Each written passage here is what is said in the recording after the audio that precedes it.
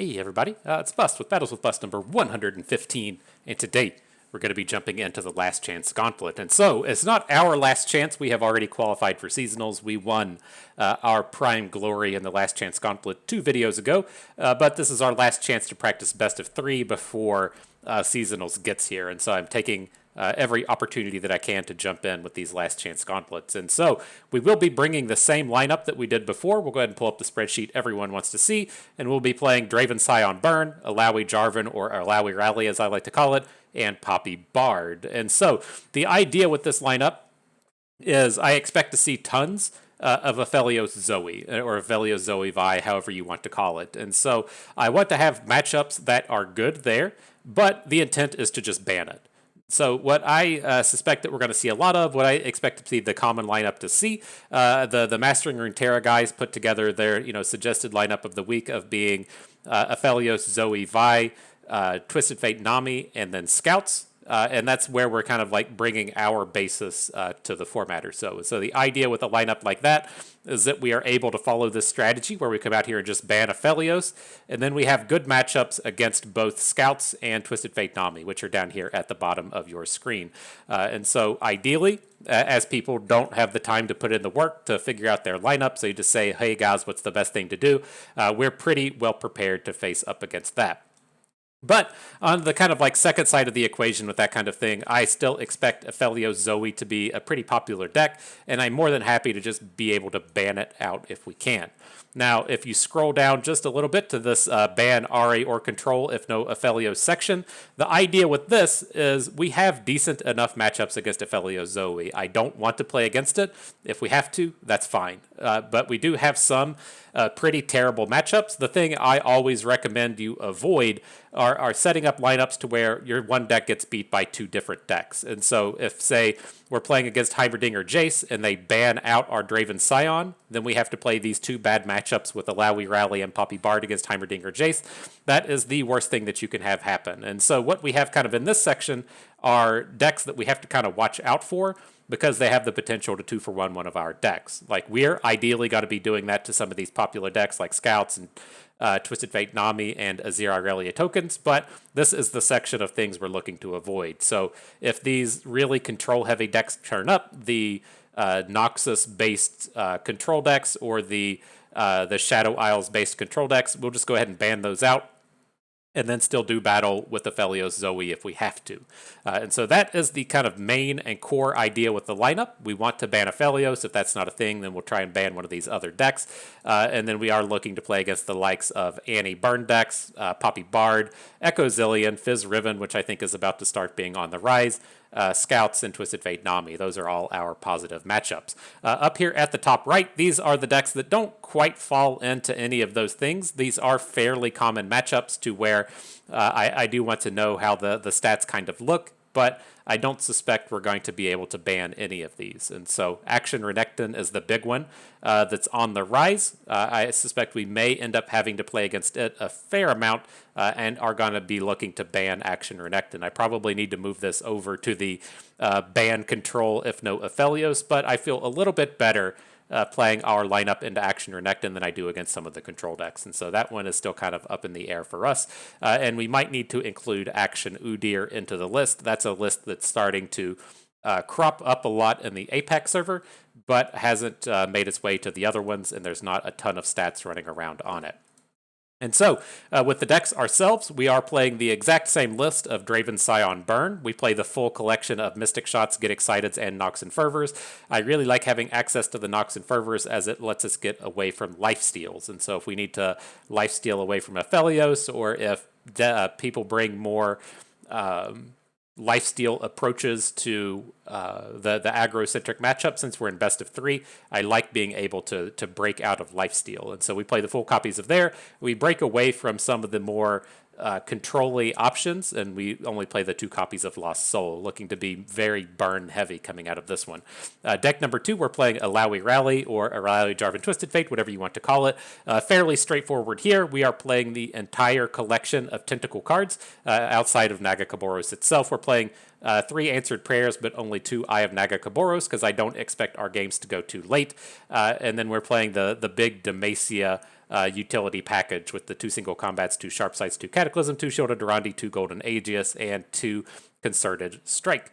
Pretty straightforward things happening here.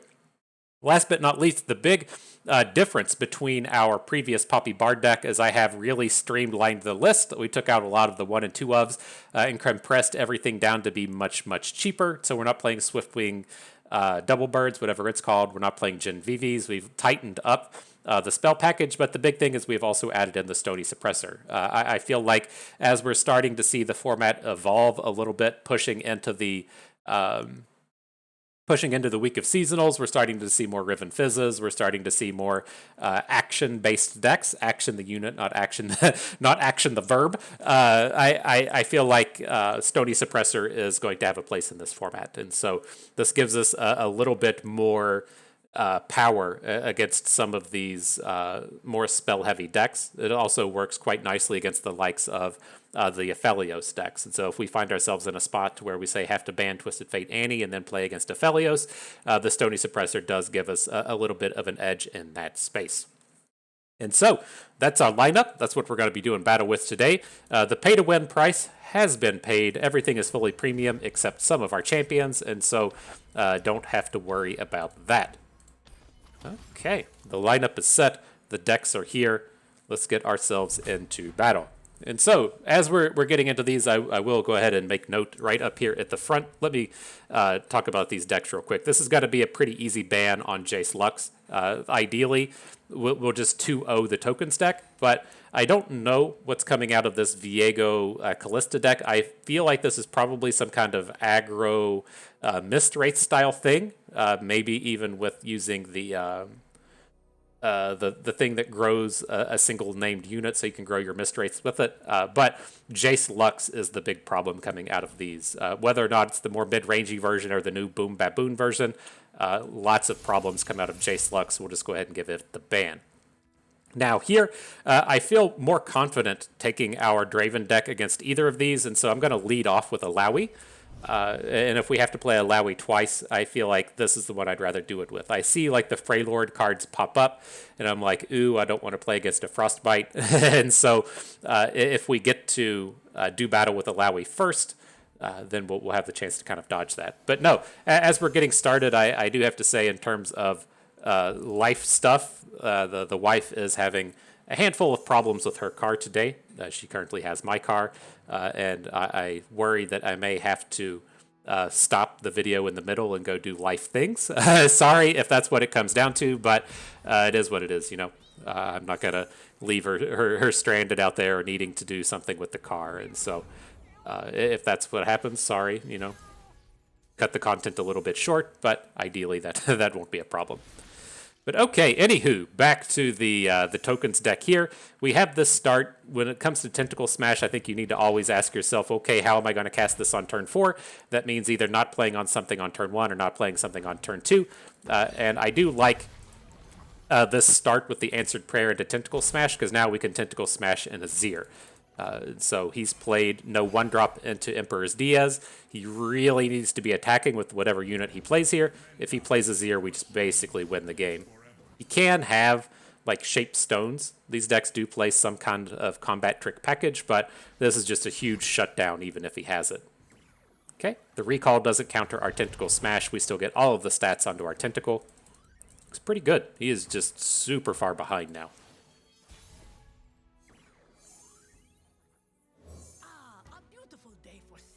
A beautiful day to play a Sea's Voice. Start getting the tramples in there now. My bad. Start to get the overwhelms in there now.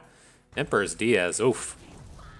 Oof, friend. I think that's the appropriate noise for what's happening to our opponent here. Health potion. What?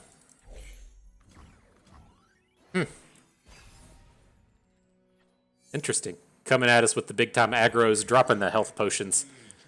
I guess. I don't know how else to put it other than I guess you can do that. Hey, Krabby. That's my resting face. Where did our single combat go? Okay, not too worried about this Green Glade Duo. He can attack us here with the Green Glade Duo, hit us for like 1, 2, 4, and just don't care. Just don't care. prevent that damage, though. Now we'll be ready for a big attack next turn. We could have looked to use the sharp sight there, but I would rather save it, A, for a bigger strike. So if he's coming in to, end the game with this Green Glade Duo, that I would prefer to stop an 8 damage attack than a 4. And B, we can use it to be a little bit more defensive here if we need to. Where are you going? It's like he's maybe bringing out a homecoming.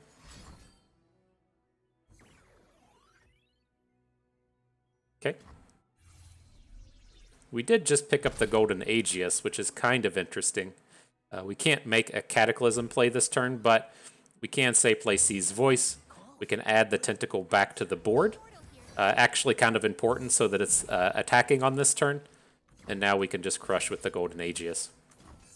Right? If we didn't have the Tentacle in hand, our spawners would be attacking and the dude would go to the bench. Now this gives him the opportunity to crash to face.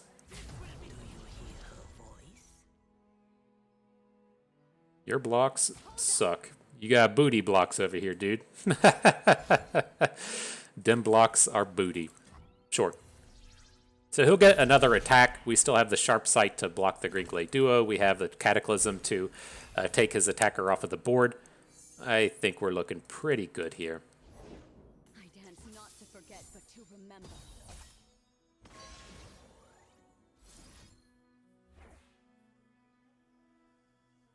Oop, no. Let's go in with the C's Voice.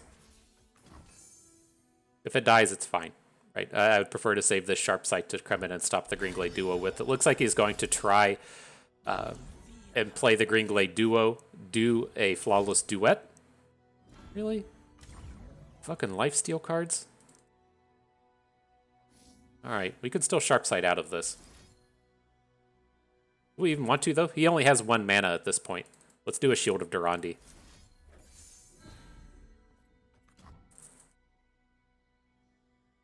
Right, what's he going to do with his 1 mana? Not a lot. So much heal coming out of this deck. It's very strange. Do you hear her voice? And Jarvan. Okay, I was like, well, I want to be dropping the Eye of Nagakaboros here, just to really help ensure we get this big damage in, but if Daddy Jarvan's here to party, let's bring it in from that angle.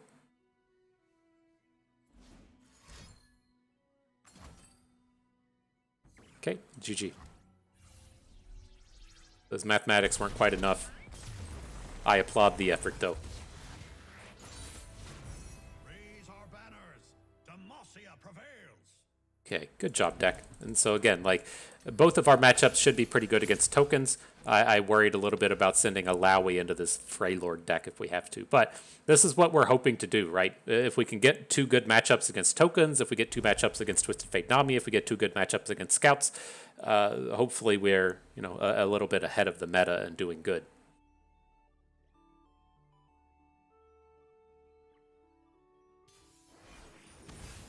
All right, tokens part 2.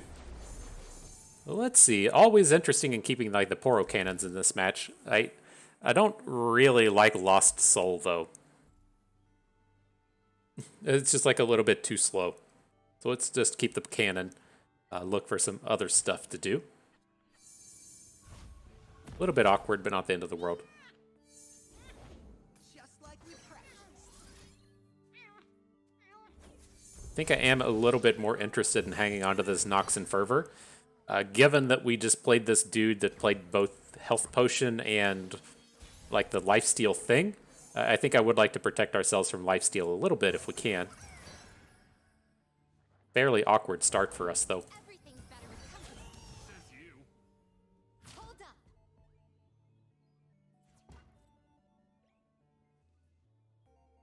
Where are you going? Okay.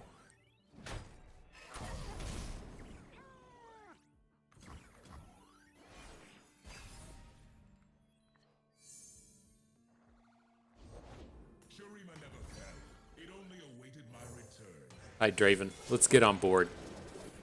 So it is always nice in these spaces to where he's going to attack with his sparring student. We'll take 3 damage from it, but he did play a Zir, so we get to block the little duder thing with Draven and pick up an extra spinning axe.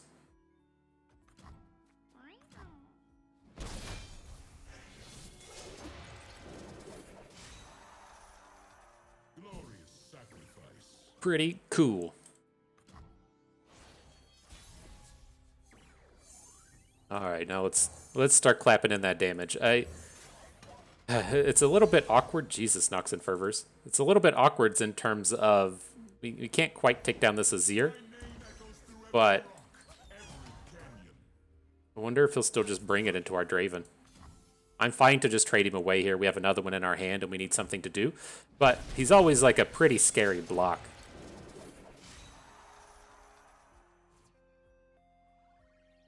Okay, we've got opponent down to 11. Scratch that, got opponent down to 14. We got 9 burn in hand. Need to come up with another 5 points of damage. Shouldn't be that tough to do. Interesting.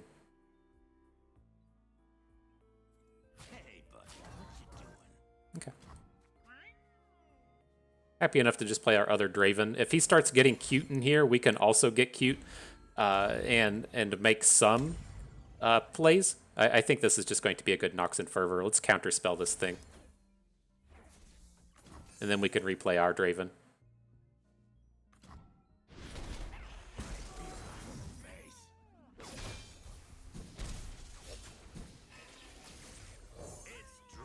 We'll see. This isn't a matchup to where I usually look to be playing Sion. He's just too expensive and he gets homecoming too easily. But the overwhelm can be quite important, and so we'll see how he sets up his blocks and what we get going for this turn. But you do have to keep in mind that you can potentially discard Scions and punch in an extra 2 or 3 damage. Ooh, that looks sucky. Got to remove a blocker to play a blocker, huh?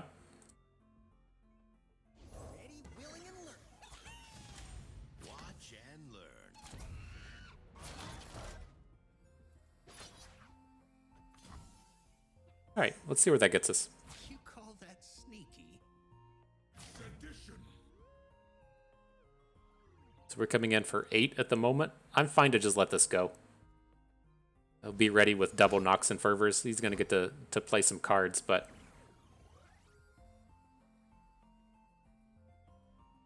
I'm stopping to consider if we want to try and punch Overwhelm onto Draven. We're not going to be able to get him up to that high enough attack.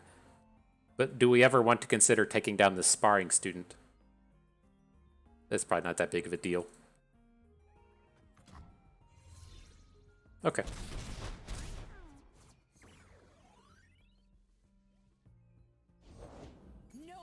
Sure. So he's only got one potentially relevant card at this point to try and stop both of our Nox and Fervors. Sounds pretty good to me.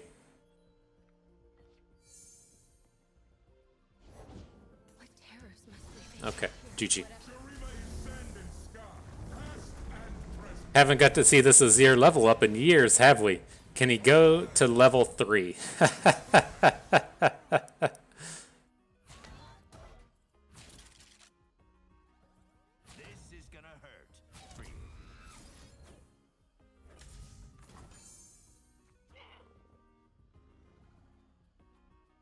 All right, neg 3 into 3. Sounds like a pretty good deal to me.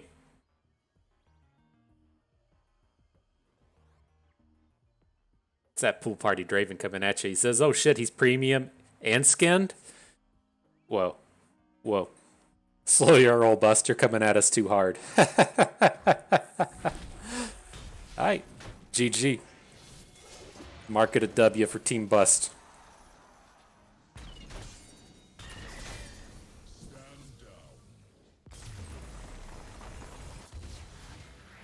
All right, round 2 incoming. And so I put a post out on the old tweet yesterday or today, I don't remember when. The thing I really like to see happen with Runeterra in terms of like I don't remember the exact wording on the new guy saying, hey, we're doing competitive stuff from now on. But we can swing back to that. This is all just off meta stuff. I'm gonna be super happy to play against whatever this super 7-drop style deck is. We'll play against it. I'm leaning towards just banning out Aphelios here, but this is like Aphelios plus Jhin. And so that sounds like pretty slow to me, and I like a lot of the units that we get to face up with there. I'm actually leaning towards just banning out Bard. Bard seems like he lines up with our units well enough. and I think we can just like out aggro all of this other stuff. But no, do we want to play our Bard deck twice? I always just like feel a lot safer with that burn safety net. I think burn is way underrated now. But no, like right, they said okay, Path of Champions is out of the way. We're gonna look to boost up the world with competitive play. I don't remember the dude's exact wording, but it was said. And like in terms of like leading onto that competitive play ness, we get the gauntlets like taken away the weekend of seasonals, so we just don't have any way to play for it. Say we didn't win our last chance gauntlet, then there's no way to like really tell how many points you need to punch through into seasonals, right? It's like the top 700 players. People say if you get 200 LP, that's probably good enough, but there's no like direct way to say, oh, this is how much I need to make our way into seasonals. So it would be much nicer if it was just like, okay, if you have 200 LP, you make it in. And then the last thing that was kind of awkward with it is I really don't like how the seasonals break goes and the tiebreakers work, as to where they're cutting to top 32, but you don't get any information beyond that, right? You have to be, it's like, if you XO, you make it. If you X1, you make it. If you X2, it starts to break on your ladder rank. But your it's just like that leads like a lot of feels bad moments. I guess it does, give you some degree more like reason to play ladder to try and make your ladder rank relevant. But I think they should probably just approach it like they do with Magic, as to where if you just hit 7 and 2, then you make the second day. And then the way that they fill out the bracketing is it's going to be a round of 64 at that point. If you are in XO, then you're in the round of 32, right? If you're the XO guy, you're rank 1. You get paired against rank 64. Rank 64 is just going to be a bye at that point, right? And so if you're the X and 2 guy, then you're probably somewhere in the middle of the pack. You might have to play an additional round. And so I hope they come up with something. I don't think the current way that they do it is particularly ideal, but hopefully that's something they're working on. But back to the action here in the game. We've been fairly shut down at the early stages. He is starting to get his Aphelios things going, but we have a Stony Suppressor down. We have this massive board, and we're about to start doing stuff. And so Poppy's online. We have this Vanguard Bannerman ready to go. We're going to start shutting things down after this. And then, of course, the Stony Suppressor was here to shut down the Aphelios. Then we have pretty safe attacks with everybody.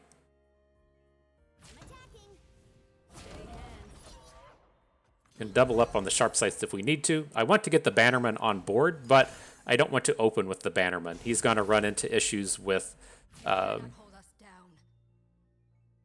stuns from this point forward. So if we can have the Bannerman survive, that would be great. Or I'm sorry, if we can attack without getting stunned, that would be great. The Bannerman's going to survive.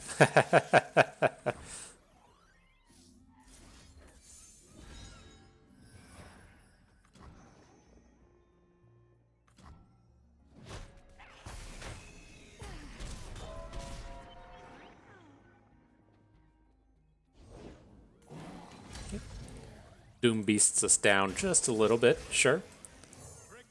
We'll get the Protege online. He's going to be our interactive unit, and then we'll look to play the Bannerman next turn. Plenty of mana for our sharp sight if we need it.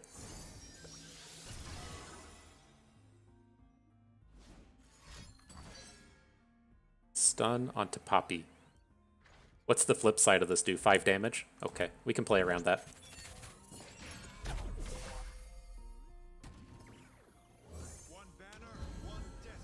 So now she's boosted. If he drops another Paddle Star onto her, we have the sharp sight to stop this. We probably won't lethal next turn, but we're going to ace his whole board. And we should be pretty good from that point forward.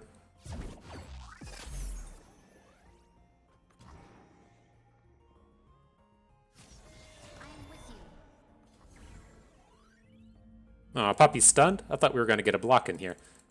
Okay. This feels like a fairly suspect attack. He's out of mana, so we can, he's just going to put damage on our Bannerman, but now that lets us get hook kills with the Protege next turn.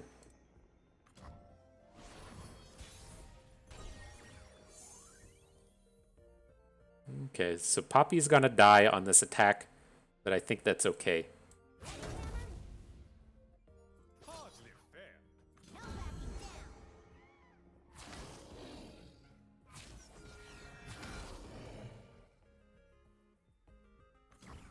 Right, his board is aced. Just need a rally.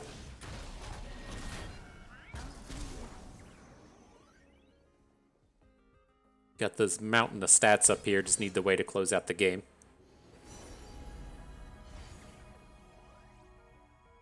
All right.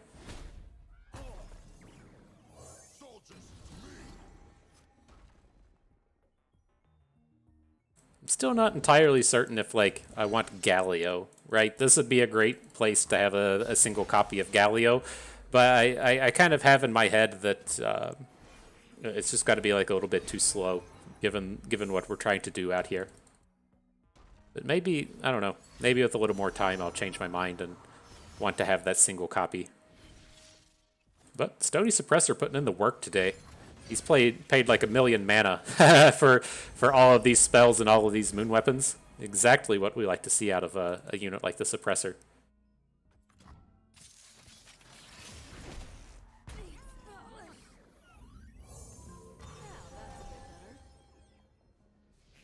GG. What are we doing with that? Marking it a W for bust. But no, it's like the competitive stuff. I know I kind of jump in and out, but I don't like it when it's not really clear if you're going to make it or not. And so it's like, okay, well, I'm, say rank 650 now. Can I go to bed? Right? Am I going to wake up in the morning and be qualified for seasonals or not? That's a fairly feel bad moment. And so it would be nice if that was just like, okay, I hit 200 LP. That's static. That can't change. My LP doesn't change overnight. But then also having the cuts into day 2. That's the way that Magic started to do it. When the Grand Prix got to be so big, like when it was just like 1,000 people, it wasn't that big of a deal. But once they started to have like 4,000 and 5,000 person Grand Prix, the cut to 128 didn't really work anymore. You would go X and 1 and still not make the second day. And so that's when they said, well, okay, everyone that is X and 2 makes the second day. And then everyone that is X and 3 at the end of the event, so after 15 rounds, if you were X and 3, you got a Pro Tour invite. And so it used to be just the top 8 would make the Pro Tour, but given that they would, the Grand Prix would get so big, they would have so many people at that top cut, and that feels really shitty to go X and 3 and then miss out on the top 8 on tiebreakers and then not get an invite. And so they started extending that invite out. I think that's all well and good, and things that they should start looking towards with Runeterra as well. But we're still in our infancy here, They got plenty of time to adapt and change and make the world a better place. But here, I'm going to bring all the burn that we can. He can play a unit, but then we can just burst out a Flame Chompers if we want. This isn't a particularly intimidating set of units from our opponent. Let's get our Flame Chompers.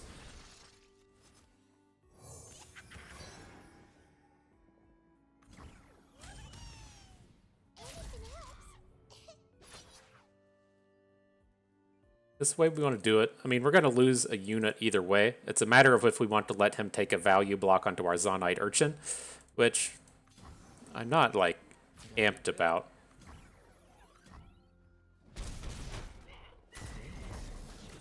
Just let him have one unit. We can refill our board a little bit easier than he can refill his. We still have this, like, opportunity to say, well, ground-based combat is over. Let's just get our Fallen Rider and Daring Poro down. It's going to depend on what he plays here. Like, if he plays a Felios, then we're going to react a little bit differently now that he has this 3-attack unit.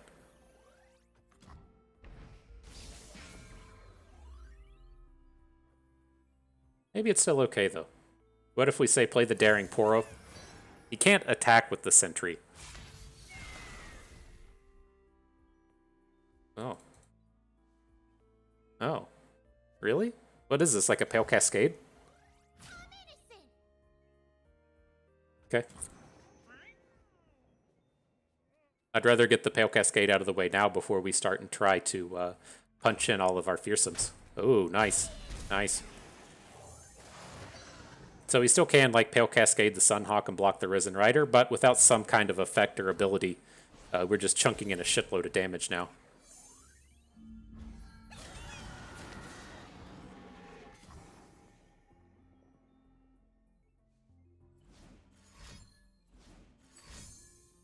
Hush.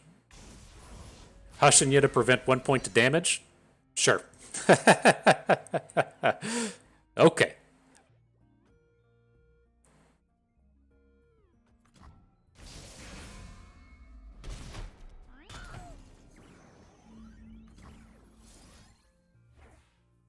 Gonna start sending damage to face. We can get more fearsomes online.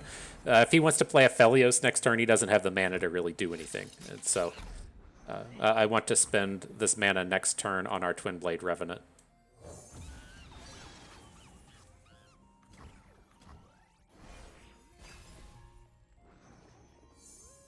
Sion, ready to party. Okay. 4 mana removal spells aren't how you come back in this game.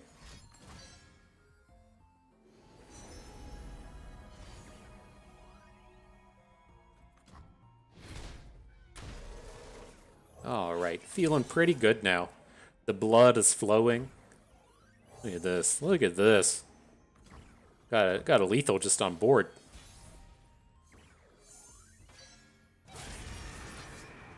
Pop it, lock it, drop it. W for bust. Feels good. Feels good, man. God, I love this deck so much. Oh, man. Why can't we just play this deck 3 times? So, I wish we could fit in 3 copies of this. All right. Round 2 out of the way.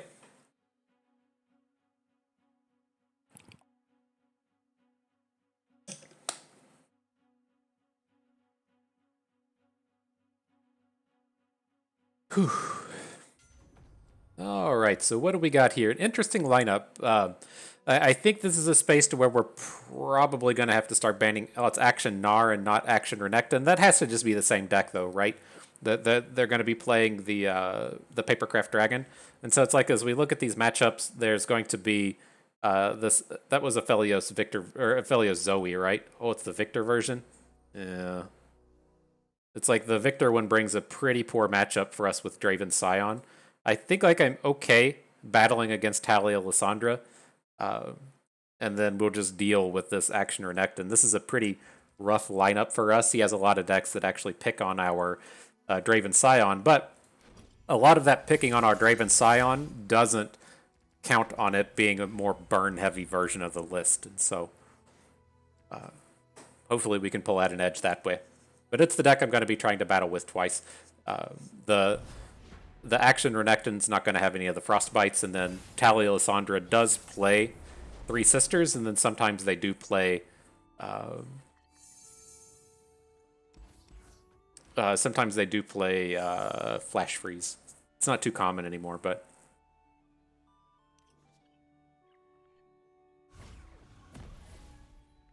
All right, great start for us. That was a really lucky mulligan into the Fallen Rider.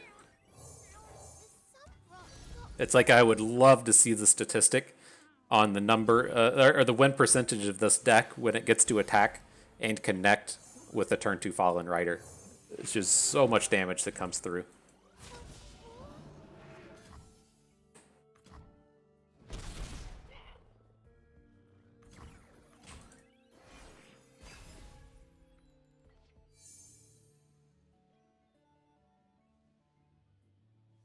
All right, what you got for us? Is there going to be an Avalanche? We can still safely play the Sump Dredger, right? If he wants to Avalanche, we have a 3 health unit ready to go. He doesn't bring it.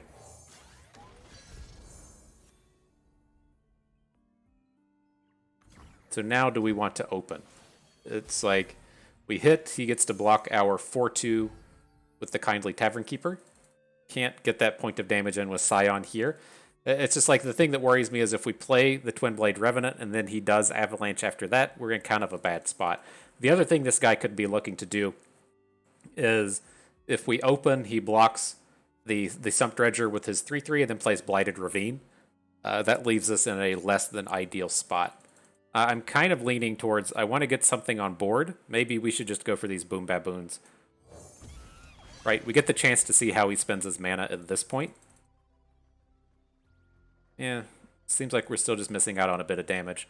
But if his angle here is to make a Blighted Ravine to save the day, this gets us reasonably far ahead. This just reeks of an Avalanche now. Okay. I guess he could have the -2 attack thing. That's more common than Avalanche. At least the versions of Turbo Thralls we were playing. I played the full 3 copies, but ooh, okay, okay, no complaints there.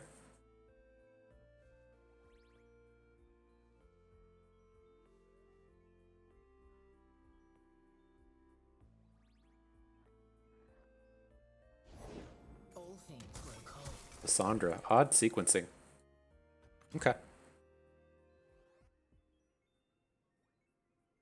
So how's he gonna boom us? He's gonna just like copy the Frozen Thrall with Talia next turn and then get the 2 dudes on board to flip Lysandra. This is where problems happen, is with Lysandra and her giving tough, and then our burn spells just basically being ineffective. So that angle is kind of scary if he's able to copy the Thrall, spend like a -2 countdown this turn, and then drop more countdowns on it next turn, but that means we just have to be ready to open attack next turn.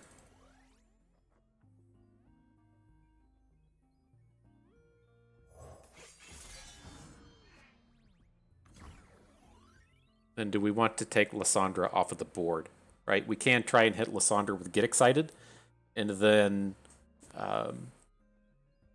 the Blighted Ravine will kill her off.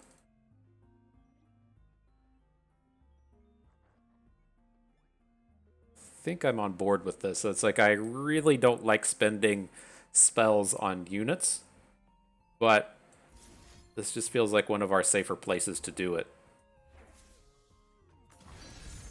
Especially if we can start like threatening with multiple Twin Blade Revenants next turn.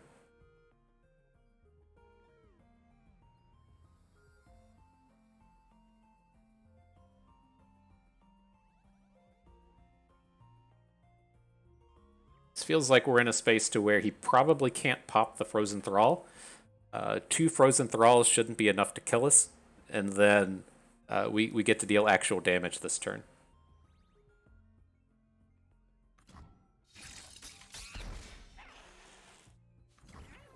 Okay. Ravine pops, Lysandra dies. We still have our dude. Not quite ready to just open. Ooh, Rummage was a great draw. Now it lets us, say, play the Twin Blade Revenant.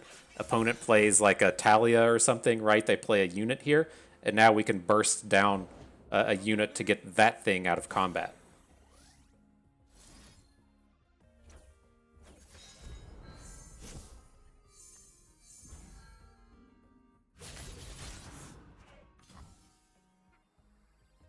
Dude has like 1,000,000 health, though. That was a pretty good Kindly Tavern Keeper.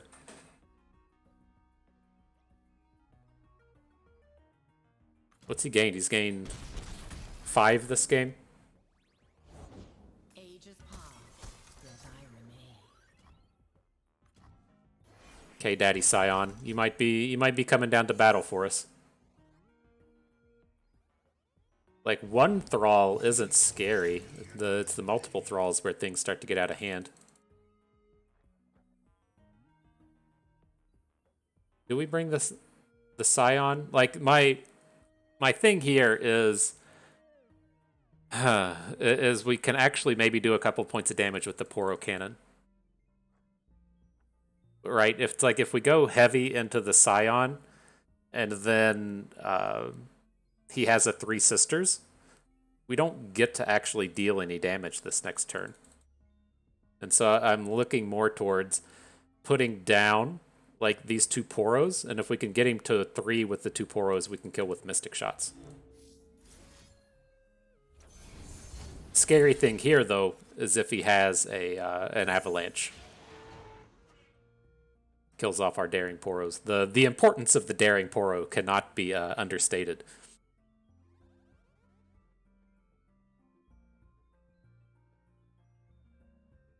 Yeah, dude's over here thinking about stuff. That's never good when they're thinking about stuff.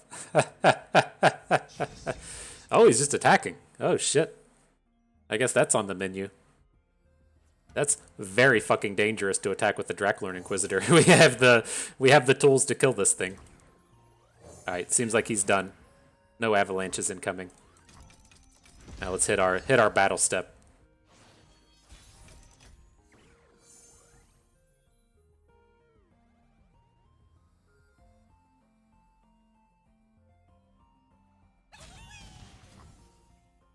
Whee!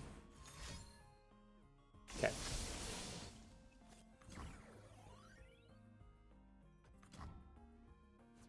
So do we just play the burn now? Let's see.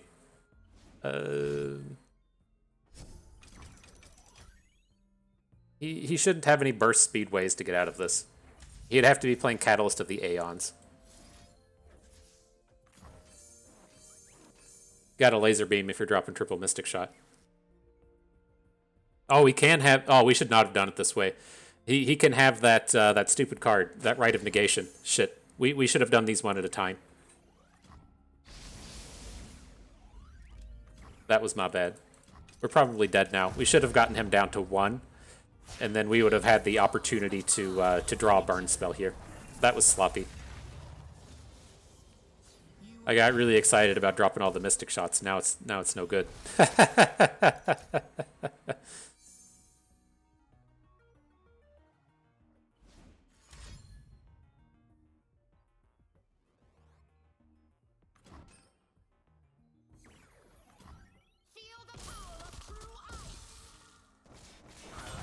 Alright, well, let's see if we can't maybe recover, though.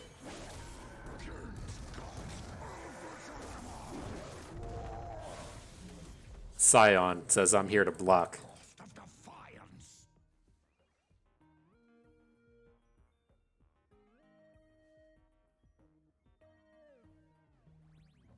And if he wants to play more cards, we may actually get a surprise blocker out of this Grenadier here.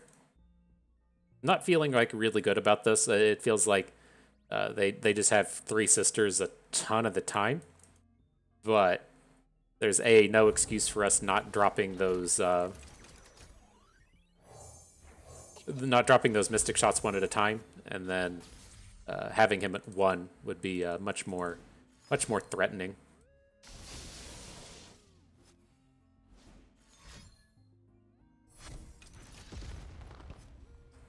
$24. Is that too much?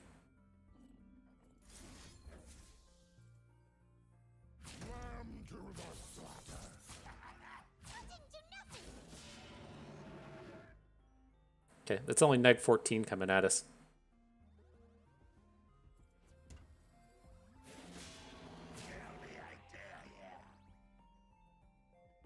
So with a block like this, we're putting maximum damage onto his Thralls.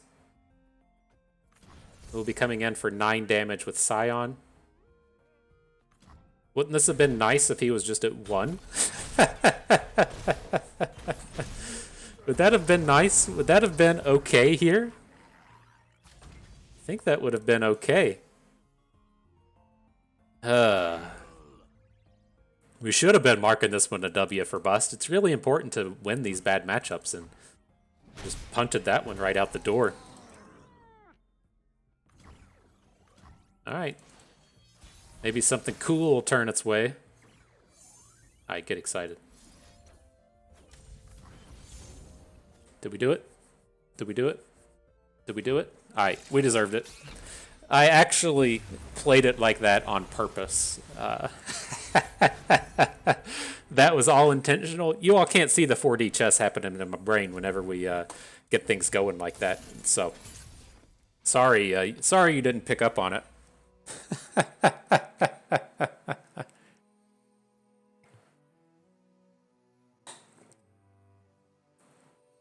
But all right, moving forward with the tentacles.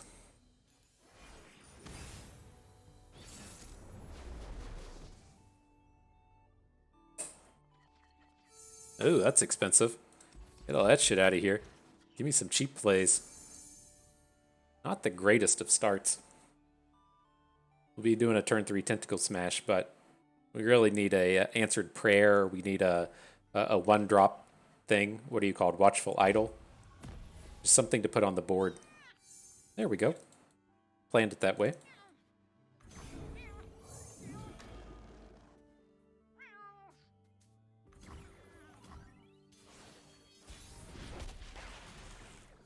Here it comes. Slamming it. Not playing Bright Steels, right? We want to Tentacle Smash next turn. Get our Tentacle out of AoE range.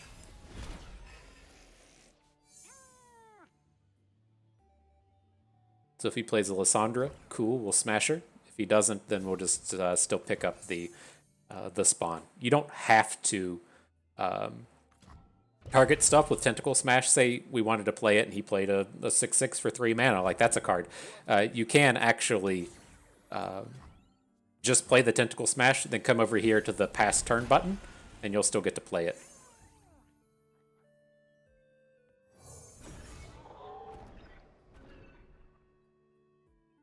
Bird was a pretty good draw. So we'll have 2 units that can survive like a Blighted Ravine this turn. We'll have a barrier attack onto the Tavern Keeper. All looks good. All sounds way better than just putting a Brightsteel Protector onto Tentacle and him preventing 6 damage with the Tavern Keeper.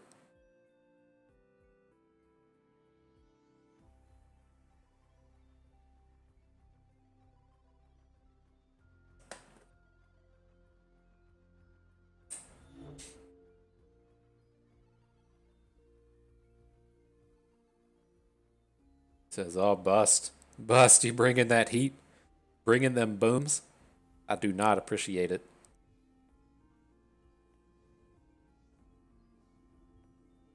Thinking long and hard on this one.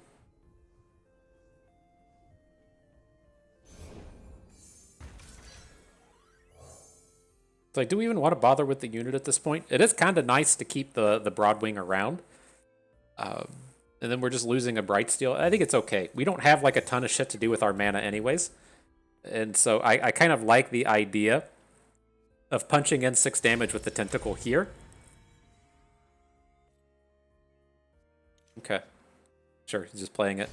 But punching in the damage with the Tentacle here, and then next turn being able to have a more like respectable lethal. So it's like, say we draw Illaoi, and then we're attacking next turn. We're actually presenting lethals and stuff, as to where a lot of these cards don't do anything. And just getting a pop in with the Tentacle feels kind of shitty.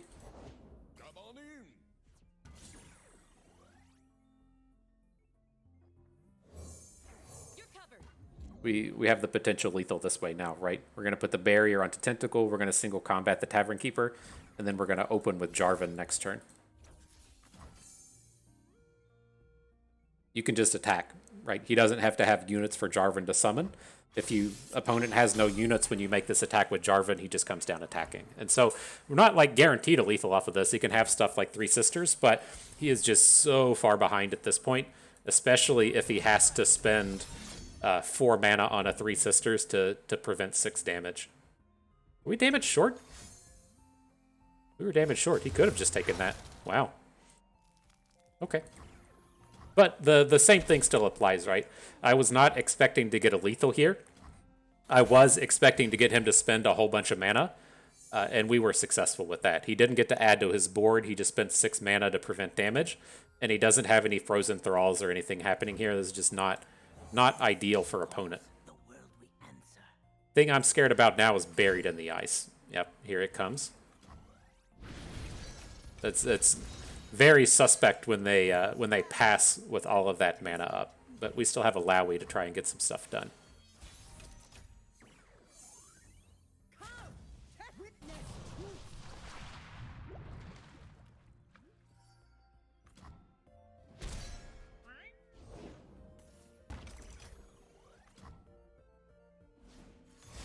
Do we want to overwrite this tentacle with the Watchful Idol? I think we do. And then the Buried in the Ice will fall, and then we'll grow our Tentacle 1. I think that's okay.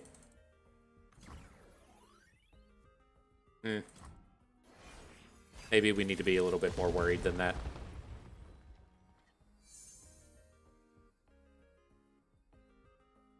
Can't remember if these decks will play multiple Buried in the Ice, though.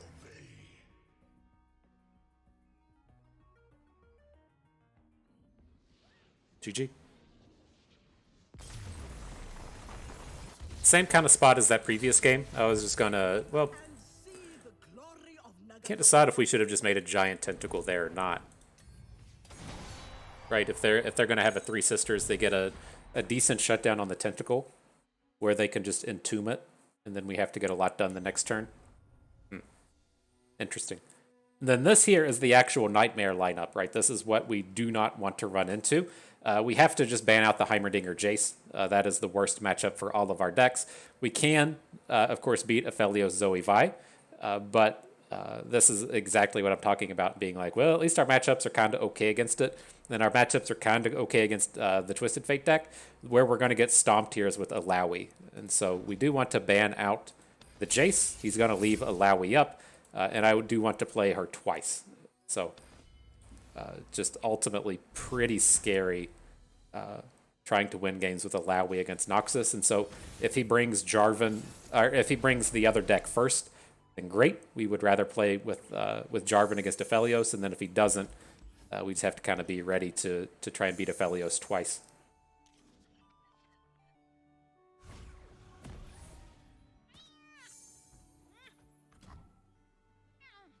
No Annie? No Conservatory? No one? Damn.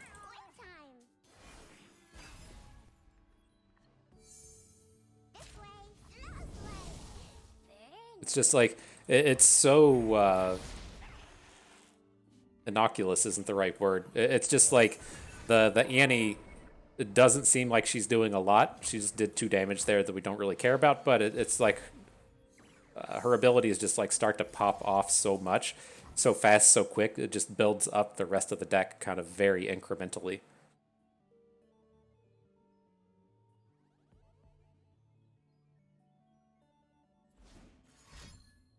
He's gonna do something.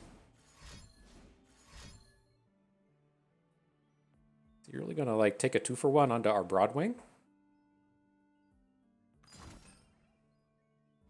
Is this just so he can replay another Annie? What the fuck? What the fuck? Now, he could have a like House Spider, which is ultimately just like super awkward. It shuts down a lot of our tentacling, if you will, because there's so much like less dangerous once they have a point of damage on them, but that's fucking weird. Huh. Petty Officer. The fuck is this guy doing?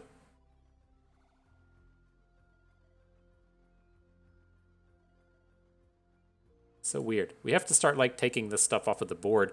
Let's maybe do it like this though. Let's drop a Bright Steel. We'll single combat down the Petty Officer. And then this gives us a bit of an angle in terms of keeping our tentacles unharmed.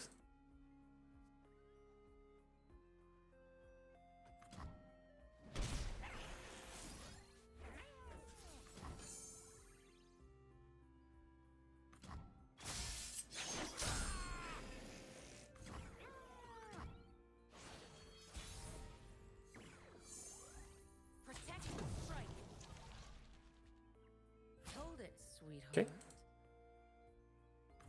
But you don't want to be doing things like dropping Buru Lookout. It's a real pain to have this tentacle fall. But now it feels okay. Like, he can try and take it down, but if he doesn't, then we have the big golden Aegis next turn.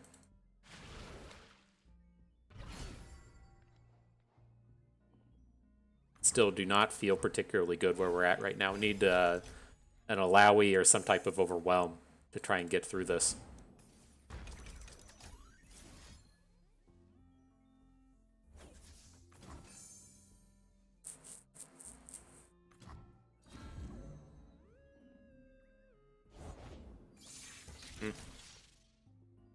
Okay.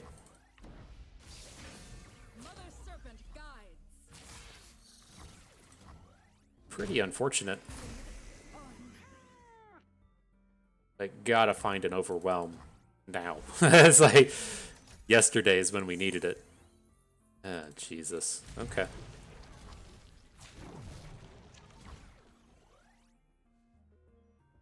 Downside to this is we can't get around a ravenous flock now, but what else are we doing?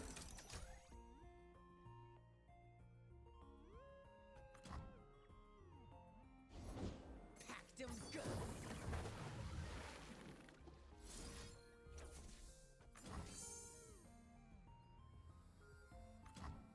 Get to grow?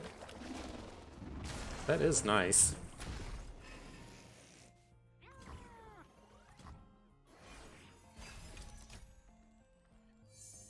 Ugh. Gotta find something. I mean, it's ultimately just so awkward if we... Like, we load up this thing. I mean, like, maybe he's just not playing Scorched Earth or something? I don't know.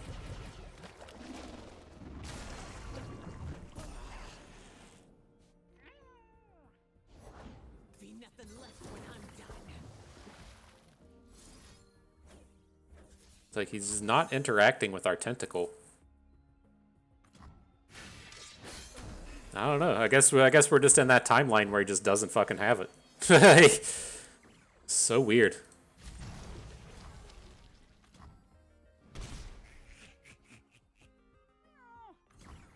Maybe we get there.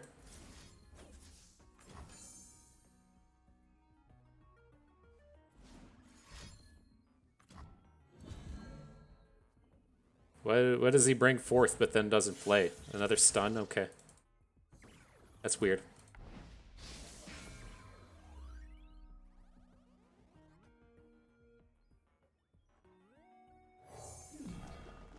Alright, so he's gonna start getting Tybalax next turn. That's okay, but we like have to find an overwhelm. Whether or not that's Illaoi or a C's voice. We've gone like way too long without having it. He's just digging for his tentacle lancer.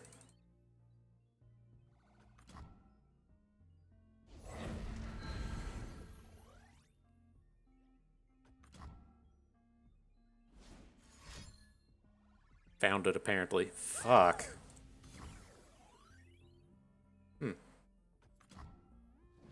That seems greedy.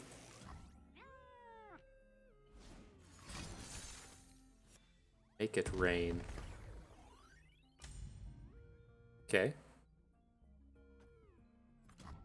I mean, he just can't have it at this point, right? Oh. You, pick an ally.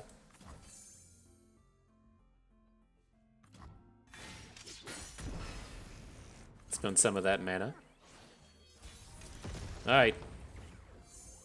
Steve, you're not it. Deal me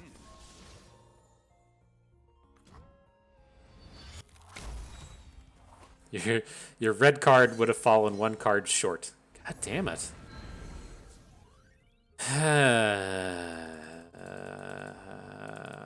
Okay.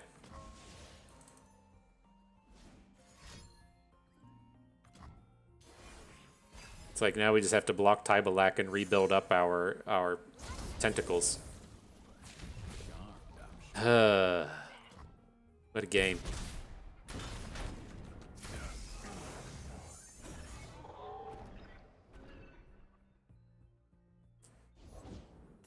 Yep.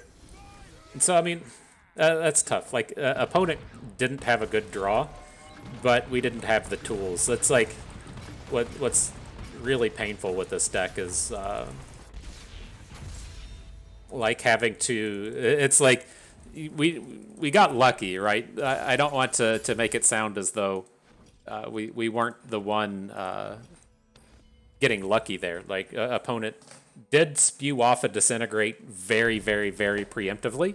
But that Tentacle made it, like, way, way further than it ever should have.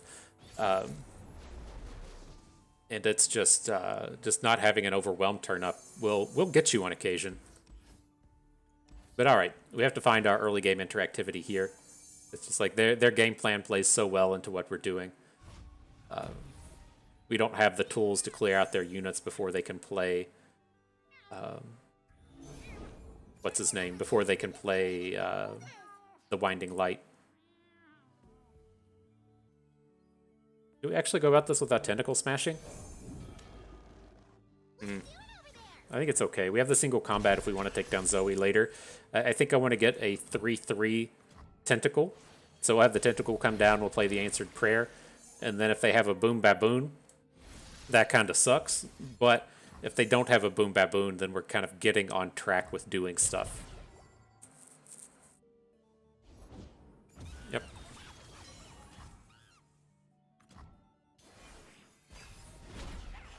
So we can still interact here, right? We have the single combat to take down Zoe. Just got to start building up a little bit more.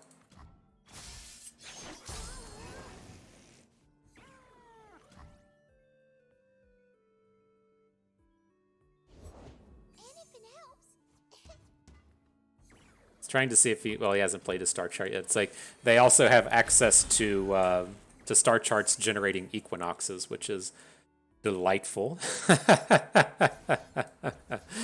It is delightful.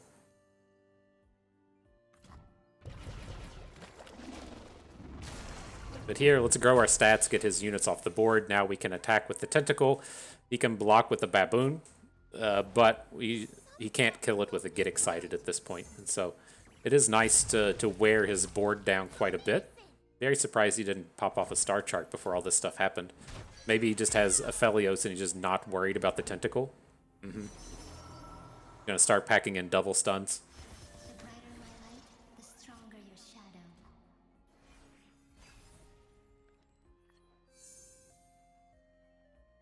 Hey. Interesting. We must have the Winding Light as well. Just has it all already.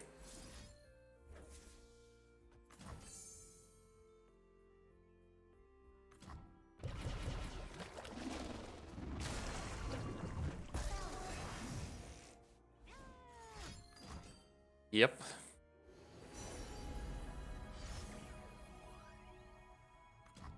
Alright, so it'll be back in action on our next turn, on the Winding Light turn. We'll see if he gets to fill out his board or not.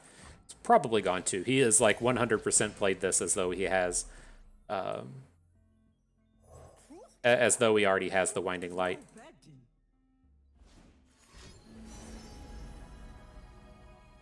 Well, he didn't insta-pick the Equinox, but I'm still not feeling very good about this.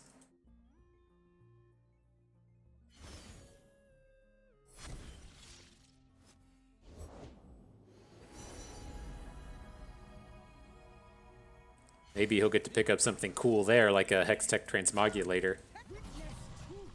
Nope, not cool.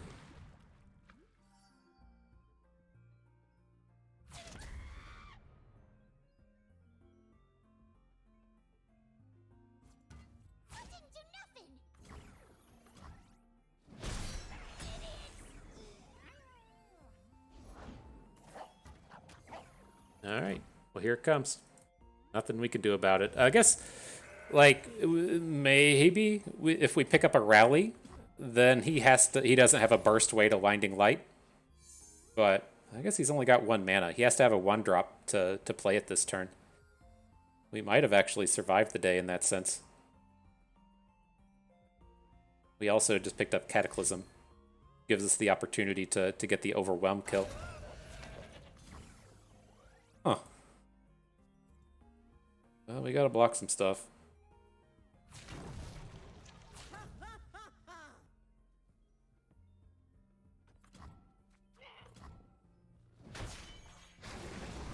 So far that's okay. Oh my gosh.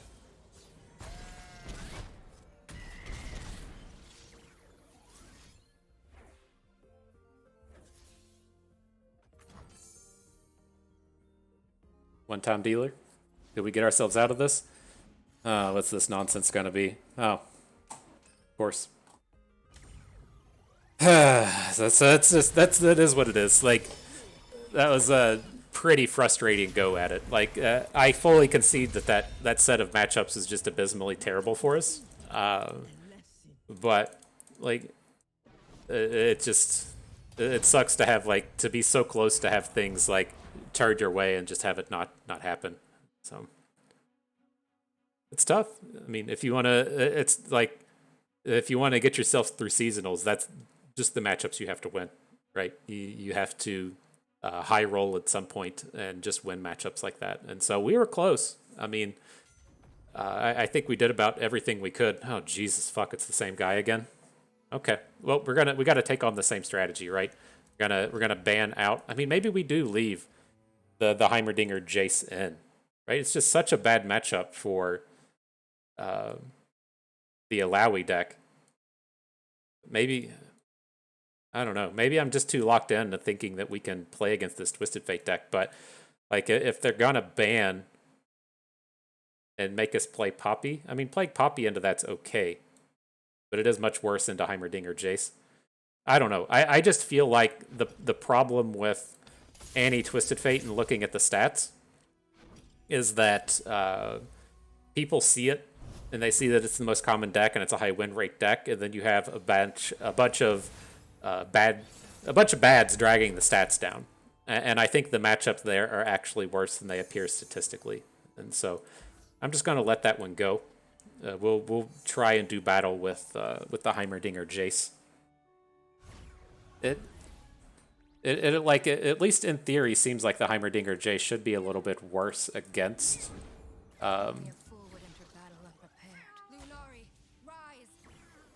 Like it plays Vengeance sometimes, but it seems like it should struggle at least a little bit with the big attack strategy.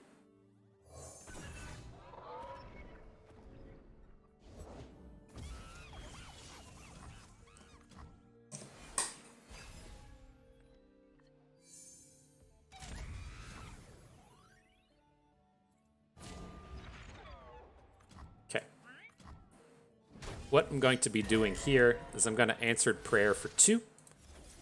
The next turn we'll play Illaoi and have access to a single combat. And then hopefully now that we've taken his 3 attack unit off of the board, our 3 attack units will be just good enough to deal with this one.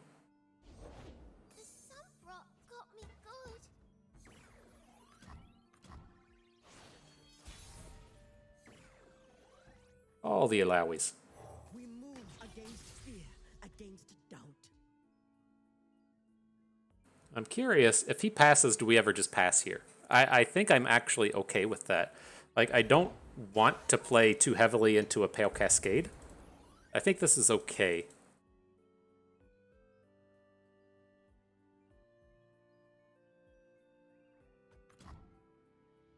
Alright. Not quite ready to give up our Tentacle into the Sump Dredger. C's voice was the perfect draw.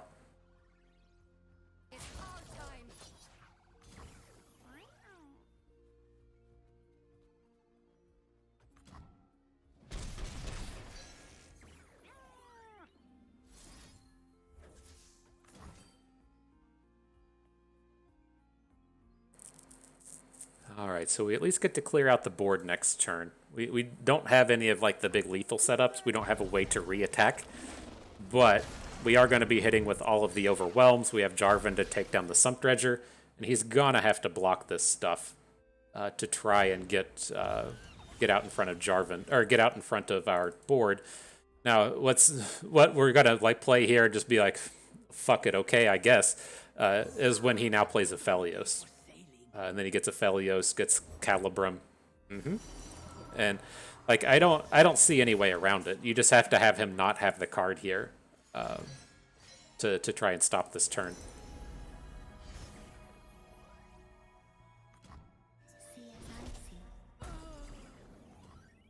Okay.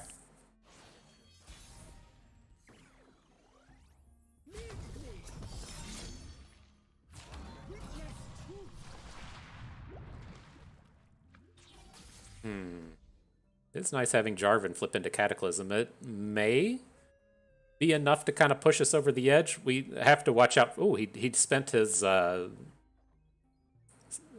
Winding Light card, whatever it's called, the thing that gives him the Nightfall spell mana thing.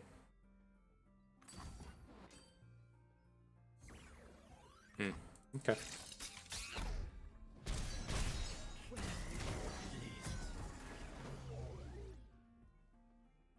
So it may be tough to pull off next turn. Although if he comes in banking a bunch of mana, yeah. So he can drop a double stun onto our Tentacle and then just play the Winding Light.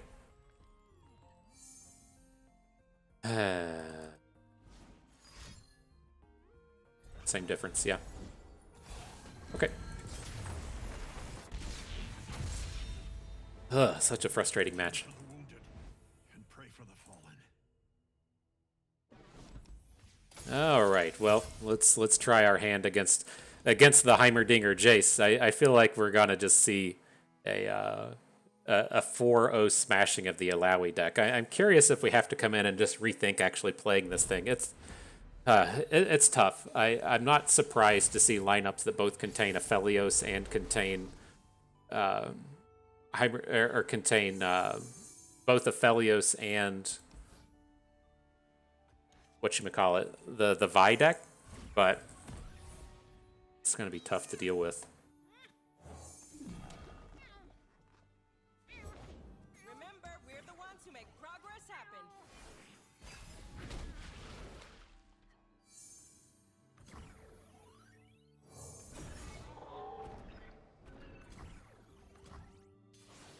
All right, well, let's continue to make progress happen. Maybe we'll get this good start going here.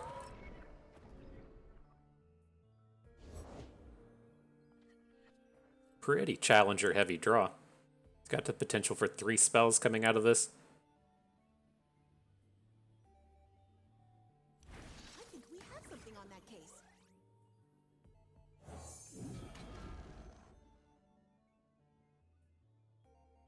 All right, we'll grow Tentacle Grow. Playing it preemptively. Is this just going to be a Mystic Shot? That's fine.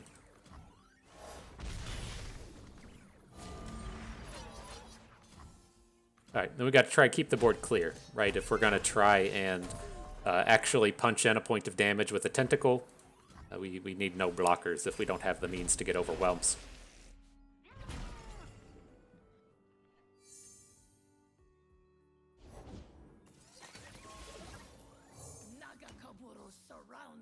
Nagakaburo surrounds us.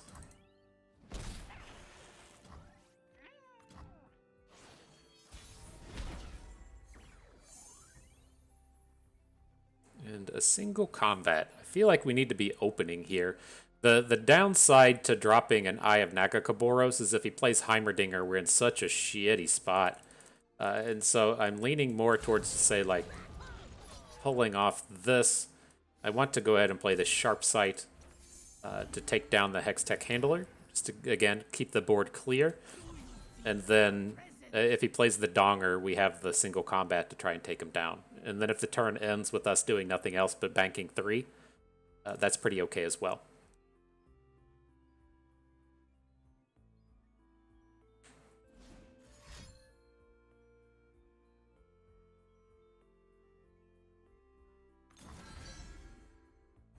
Interesting. Okay.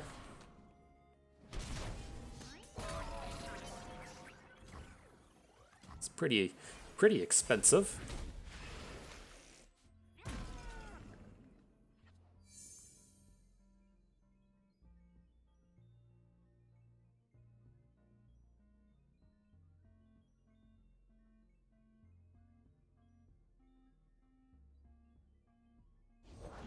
Oh.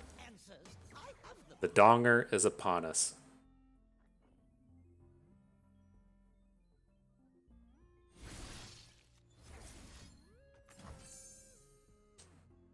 Alright, we'll just play everything out here. It's going to be another Mystic Shot, that's fine. But we can grow our dude, we can hit it with the Bright Steel, single combat down the Donger, and then open next turn with the Eye of Nagakaboros. It's not enough for a lethal, but It's about as big of a collection of cards as we're going to be able to throw down here.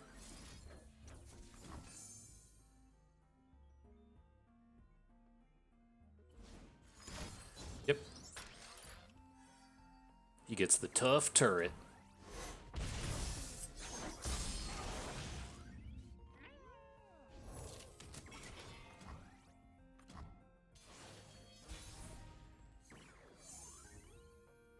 Now a Shield of Durandi. Okay. Well, we need to protect our spawn unit here.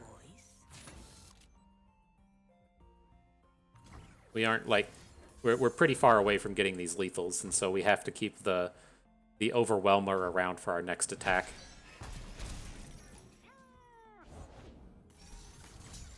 Okay, let's see how big he can go. If he's got a Donger or a Production Surge, both would be pretty abysmal. The beam is actually fine. Again, not super worried about the tentacle as much as having a way to produce lethals. Ah, the sweet smell of science.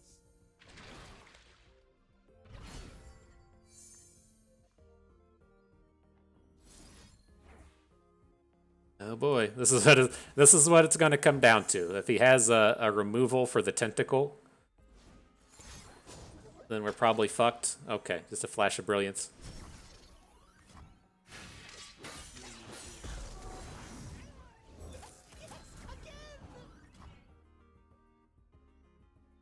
Now we got Jarvan ready for next turn. Whew, okay, boys. To the sea, to battle. Do you feel her presence?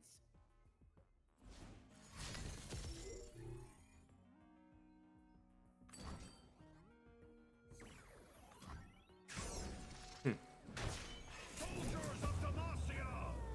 Stand with me! I don't think he expected our Jarvan to flip.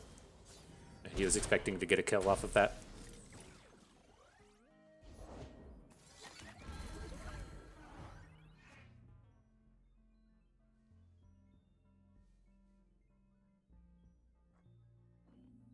Not gonna smash a unit here. We're too far away from doing that. I'm just gonna click the done button and try and grow our tentacle.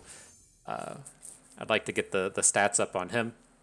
And then next turn we can look to like blue card Twisted Fate or something. I think he's gonna be like pretty far away from killing us unless he has a production surge. To the flag!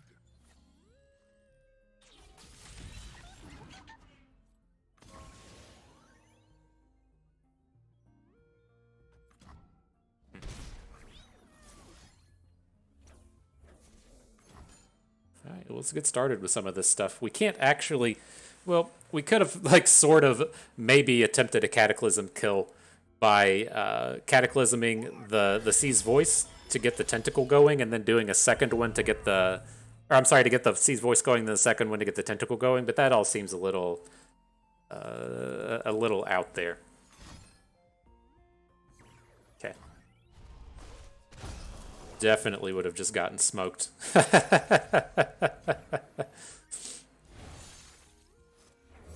always up for a round or two.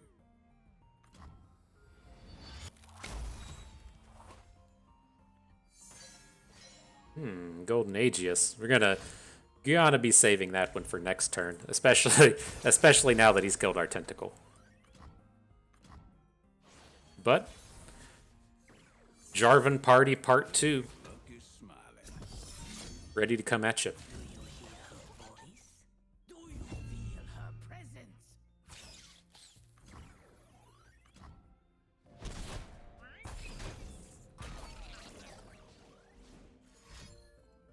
What you got now?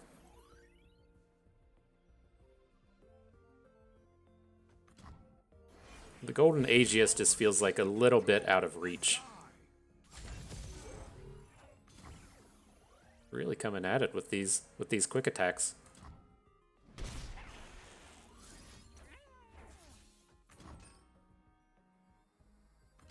Demacia! To the flag! I mean, I'll spend it. He has the opportunity to play something like Heimerdinger now, but... Oh, the Ruination. Excellent. Okay. Well, that's been done. Glad we didn't add anything more to the board besides that Cataclysm.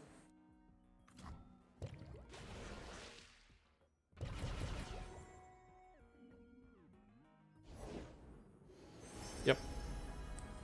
It's an awesome day for progress. All right. We've made all of our big draws except for the Illaoi at this point. Of course, we draw it like a boss, but and be tested. still not feeling particularly good about this game. We have to win this, like, right now. This is the right now stage of winning this game.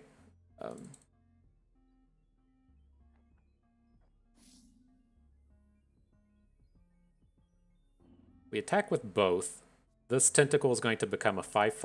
I think that's enough. We have the opportunity to, like, preemptively sharp sight the tentacle to give Illaoi an additional point of damage, but it's not going to be enough to get her to flip.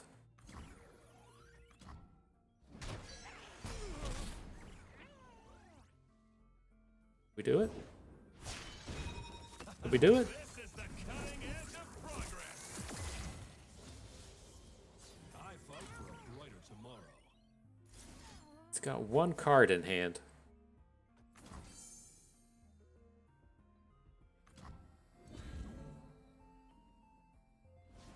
Replicating the power spike. Is he just searching for tufts or something? Clear the ring.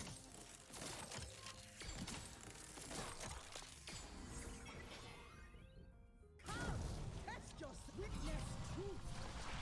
Did we win a game? Did you do it, Illaoi? Oh my goodness. Now's not a good time. Oh my goodness. Won a game with Illaoi. Incredible. That took a lot of work. That took like everything we had to really try and push this up. And okay. Onto the burn deck. Definitely feel a little bit safer with burn as opposed to Illaoi, but man, Glory of seeing lineups like this is definitely distressing.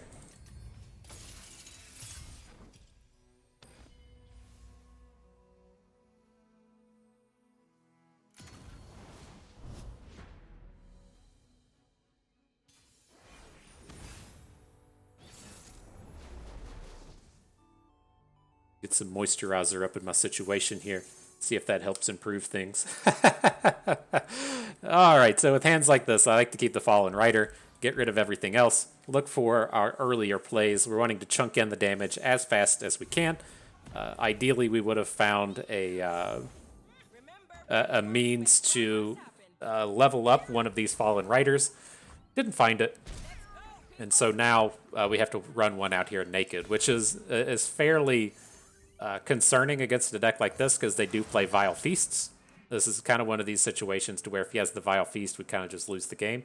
And if he doesn't have it, then all bets are off. Come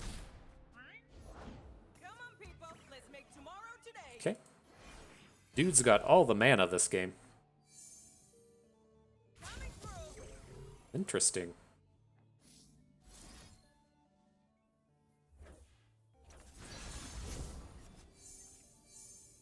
And a Mystic Shot?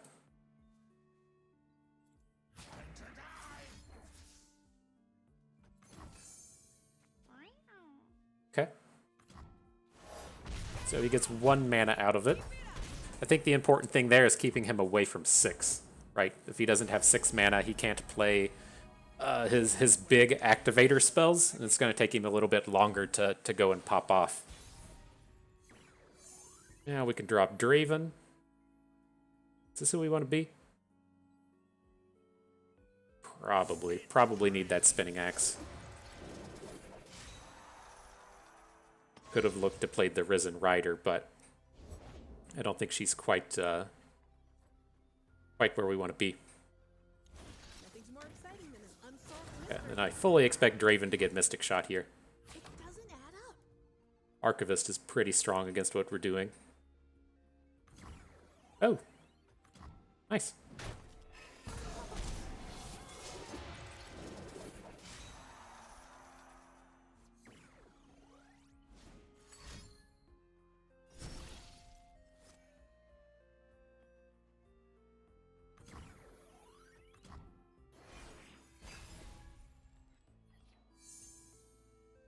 Okay, so the thing that I find like a little concerning here is we don't have the means to deal with a piercing strike, whatever the drain 5 is. We have to like get excited one of our own units. I'd really prefer to find a mystic shot, or not a mystic shot, a Noxus blast to help us punch through that.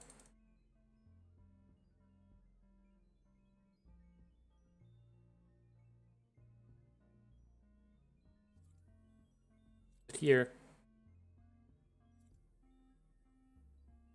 I think this is okay. I mean, he's like, he's gonna have like 3/3s for our blockers either way, and he's just gonna have ways to punch through Draven, right? He's always gonna have a blocker for Draven next turn, but we can drop a Rider, we can pull a Forge Worker off to the side. My kind of thinking there was we might find a way to get a Reborn Grenadier on board, and that would get to attack through this stuff.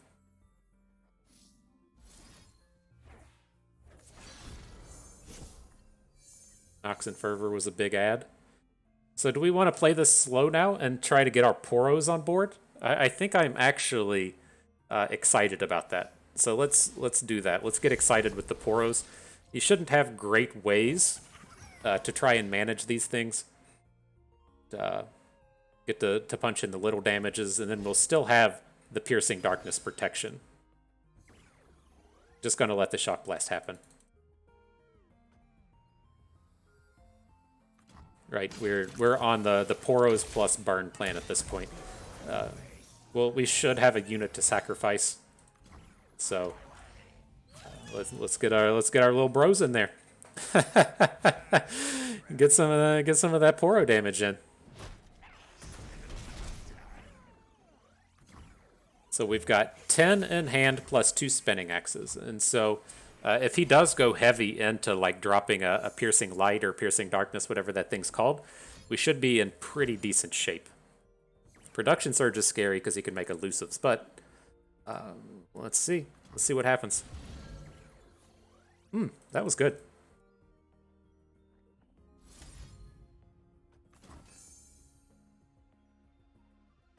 All right, Fam Jam. We might be off to the races in this one. Gonna block this 7 power thing. Get a free block over here with the Flame Chompers. Take 6, fall to 11. Maybe. Maybe. Sometimes you just gotta ask the dealer for one time.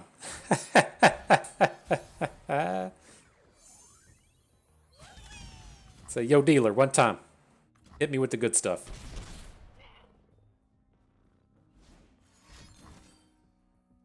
Nah. Nah.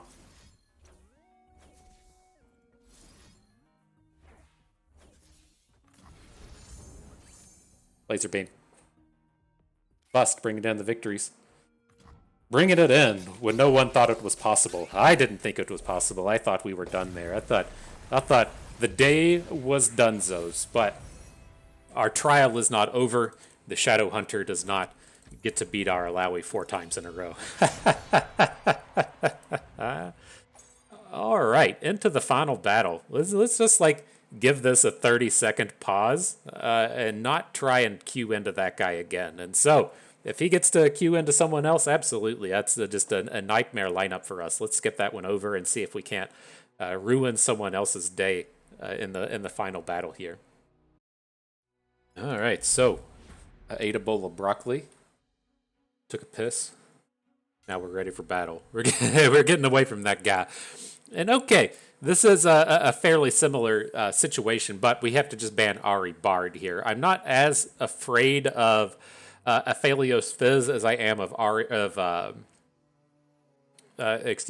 the P and Z version. This Aphelios Fizz does play the Winding Light, but they don't have as much power to go wide strongly, I should say, and they don't have as much removal as well. And so Talia Lysandra, tougher match for our Draven deck. Aphelios Fizz is not like ideal for the Draven deck, I believe. I can't remember how strong we were against Aphelios Fizz in the last seasonals. I think it was a matchup we were just banning, but Again, we are playing just kind of the full burn version, and I think it's okay.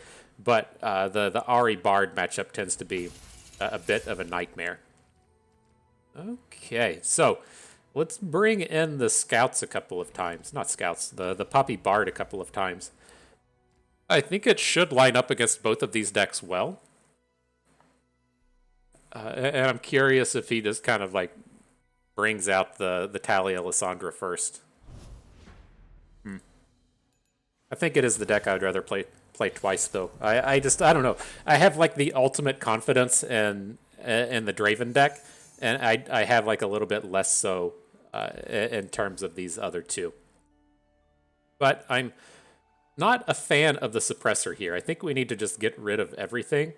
Like it can slow down some of their big like.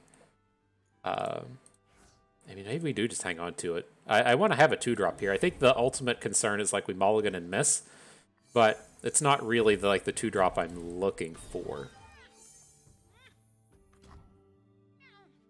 All right, this is looking pretty bad. Whoa, the fuck? Does that automatically put a Frozen Thrall in your hand if you imagine possibilities for 1? The fuck are you doing, guy? Weird. Weird. Huh.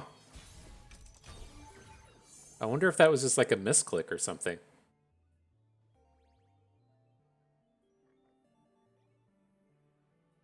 Yeah, man, it's pretty tempting to just go ahead and drop down the suppressor now. Like, I would expect his play for the turn. I mean, if he's just going to play Lissandra, we need to punch the damage in. Hopefully we can find a better Stony Suppressor turn. But, like, the spells that he's looking to play, we have to worry about them popping off onto, like, a big combo turn on, like, turn 5 or turn 6. And so we have a little bit of time to get the Suppressor down. I think we can play the Protege here, we can play Bannerman, and then on turn 6 we can play, like, Bannerman Suppressor or something. Just feels a little bad at this stage of the game.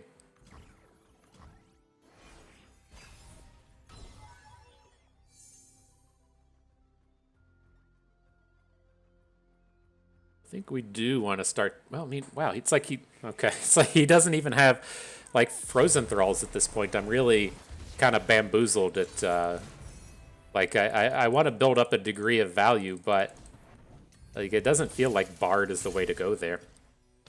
That was weird. Weird match.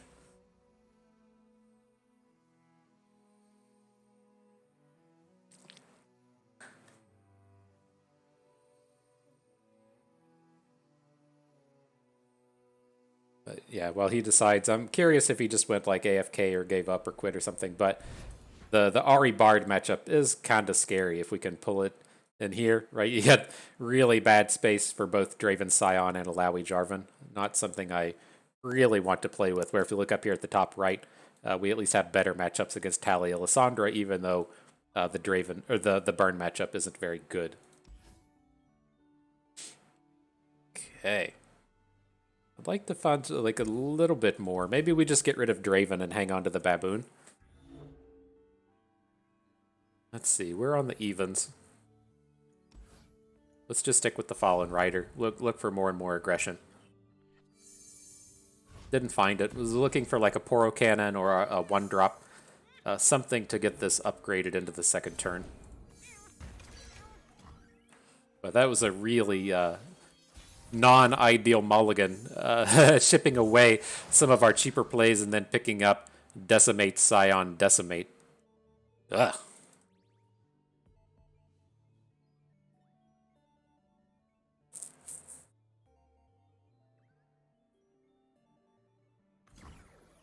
Alright, get in there and do your thing, Fallen Rider.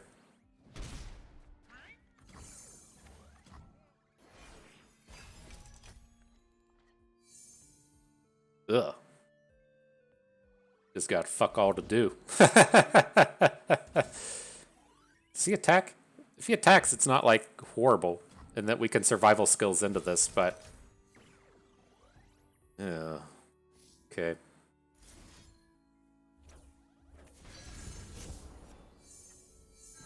There's the Poro Cannon, a day late and $1 short.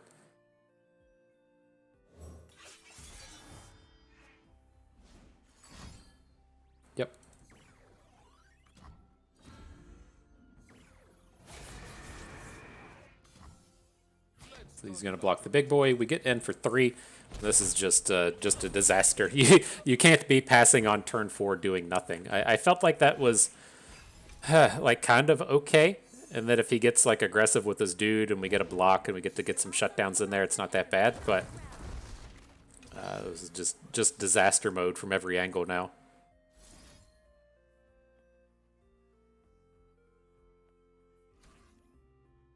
How do we get in the most damage? It's not with the Lost Soul. We need to Sump Dredge.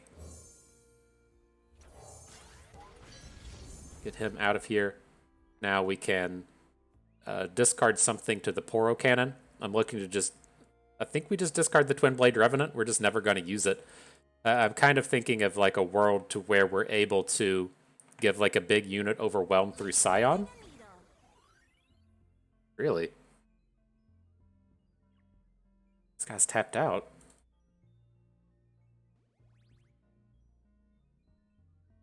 Well, this is a world where we get some overwhelm damage in.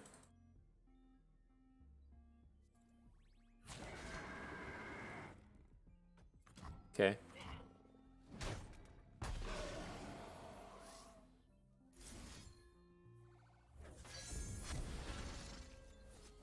Maybe Sion does come into play as well.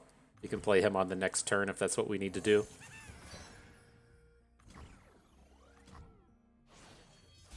Not entirely sure if we have enough health to survive all of these frozen thralls, though. I don't think we're going to.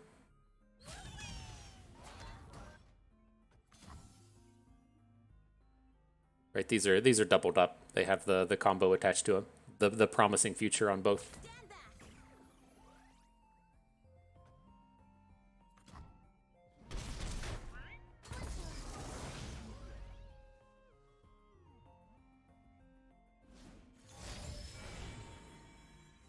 Okay, but I mean we can deal with 2 of them. So if he doesn't have another predict to try and get this going, we might be okay. Blighted Ravine.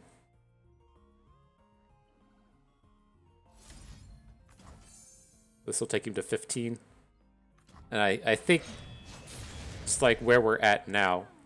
Let's stop for a moment. He's gonna fall to 13 off the Blighted Ravine. There's no way we can burn for 13. We actually have 12 in hand, but we don't have the mana to play it all. We're just gonna have to count on him not having an additional promising future or an additional thing to get this Frozen Thrall going, and then we can get Sion moving. Like if he opens, this is pretty good for us. Oh, he's got it. Okay, sure. But you can see how close that would be if we didn't have to spend that turn 4 or turn 3 just playing Rummage. We would have been in a much better spot there. That was just ultimately a super awkward mulligan. I think that's still the kind of proper way to go about it. Is you need to have your really, really aggressive draws there. You can't just be playing against like the Talia deck and having a draw where you play a Boom Baboon on turn 2 and a Draven on turn 3. It's just way too awkward and slow. And so I think that's the kind of space to where it's okay to just risk it and go for it because the matchup isn't that good. And, you know, the majority of the time you're not going to mulligan into Rummage, Sion, Decimate, right? And so it's just a little bit unfortunate when it happens.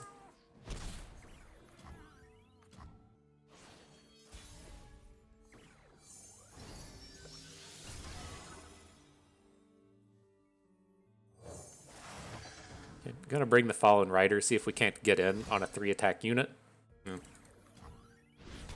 Okay. Not the end of the world, but it's hoping for a little better. It's like if he just plays an Esmuth or a small play, or he doesn't chime onto something big, then we have the opportunity to actually punch in the damage there.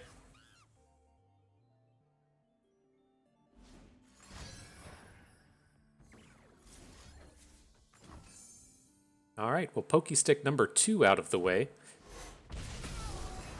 Interesting to note.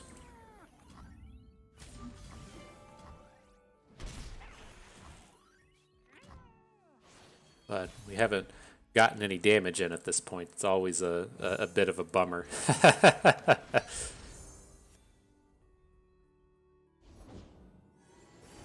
There's his boosted unit. So we'll have to wait a turn. We need to get some value out of the survival skills. Attacking here and trading with Conchologist, this isn't good enough. Pretty rough spot to be in. Looking for a hero for my hero. And the thing to keep in mind, this deck does play the Winding Light, right? He hasn't really done a lot of Fairies things. He didn't have the Lantern Draw or whatever that guy's called, but they are capable of just playing the Winding Light and blowing us up.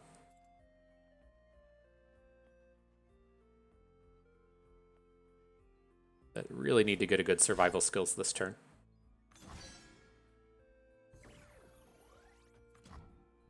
Pokey Stick number 3. I didn't see if that was generated by Conchologist.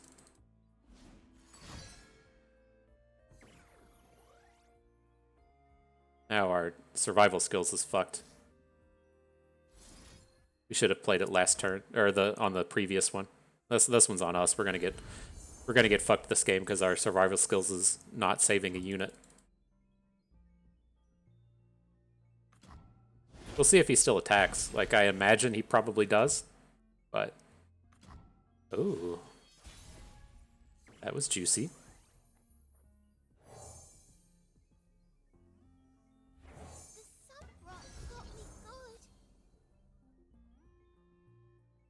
Might get to make something happen. Still feels like, well, maybe we aren't going to get just popped by the Winding Light. We're going into his turn 7, and he's spending his 1-cost burst spell. Interesting. I mean, I think we're still like royally fucked this game. We're going into turn 7 and we've dealt 0 damage to our opponent. I don't think we're ever winning this game, but we can maybe do it with Sion. Or if he doesn't have the Winding Light and this keeps dragging on, we might find some additional ways to get damage in. This is just a horrible spot to be in, though.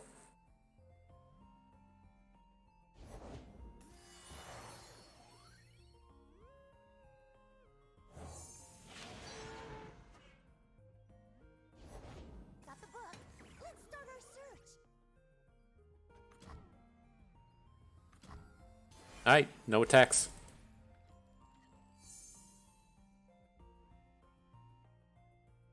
How do we get ourselves out of this mess?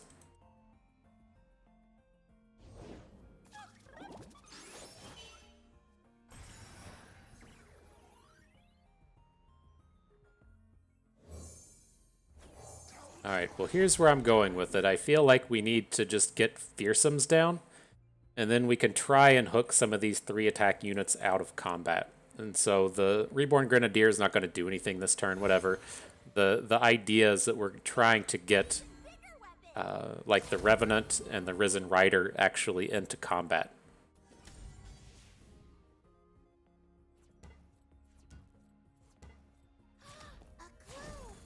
He's helping out with that quite a bit.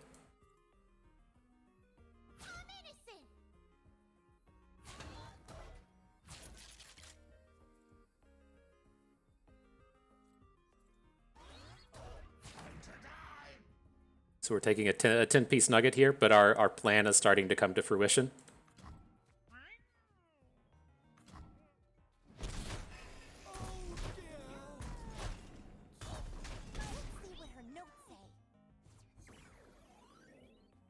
Right, so we're going to play Twin Blade Revenant. We can now hook the Assistant Librarian out of combat. He's going to have to spike something to stop our Fearsomes from coming in. That's something, I guess. So do we want to go ahead and just take Aphelios down? I think his idea here would be to pick up the Lifesteal spell, but like we're not going to deal any damage with some of this stuff. I think we can fairly safely just go ahead. Well, he just has to block with Aphelios, right? And then we can try and knock some fervor out of it. Okay. Daddy Sion comes to the party now. How manageable is this? I think this is okay because we have the Nox and Fervors, right?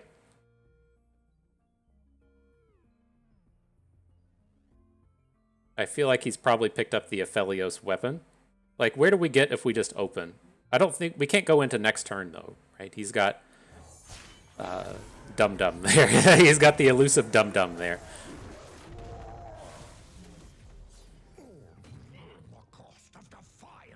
And so he's going to have to play something like now. I would assume... Okay, he didn't go for the lifesteal. Interesting. Okay.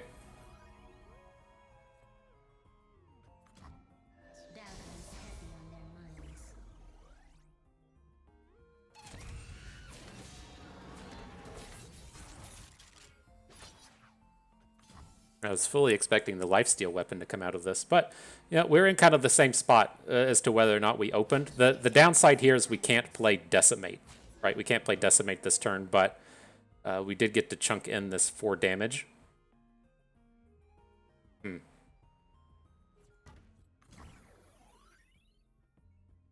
Takes 9. Or falls to 9. Okay. So we'll have 2 ways to go about this next turn. We can look to just kill the Assistant Librarian, or if he lets us play a Decimate, then we can get a kill through his open attack. What's in his hand?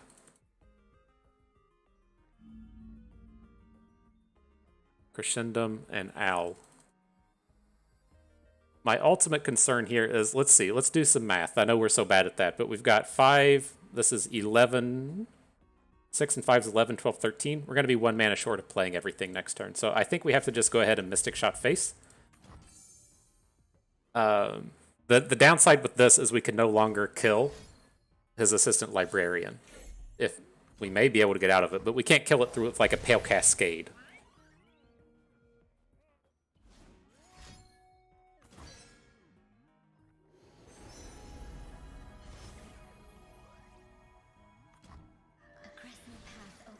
All right, well, let's see if he opens or anything. If he doesn't open, we get the chance to Decimate. If he does open, then we can try and Nox and Fervor down the Assistant Librarian.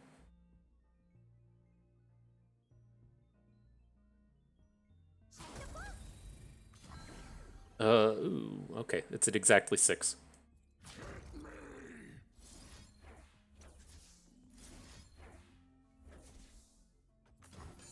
All right, so if he has some interactivity here, Pale Cascade, another heal card, he can fade it up. Ooh.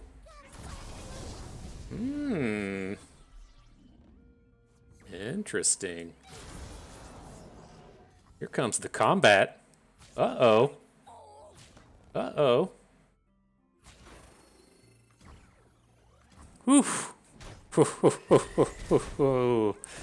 Oh, busting the burn decks. Oh man. Oh man. Feels good. Sorry you didn't make your way into the top cut there, mommy, but man. Whew. That makes up for some of those nasty ones earlier, I think, coming in and really finding the way to bring the thunder there. That was an enjoyable game. Good games, man.